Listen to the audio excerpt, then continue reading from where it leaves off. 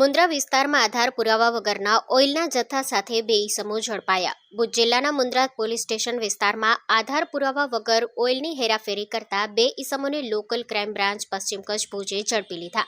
પકડાયેલા ઈસમોના કબજામાંથી કુલ 3200 litre oil સહિત અંદાજિત 3.12 લાખથી વધુની કિંમતનો મુદ્દામાલ કબજે કરવામાં આવ્યો છે. પેટ્રોલિંગ દરમિયાન ખાનગી રાહે બાતમી મળી હતી કે ટ્રાન્સવર્લ્ડ CFS પાસેથી હિન્દ સર્કલ તરફ આવી રહેલી ટાટા છોટા હાથી અને સુઝુકી સુપર કેરી ગાડીમાં શંકાસ્પદ ઓઇલનો જથ્થો ભરેલો છે.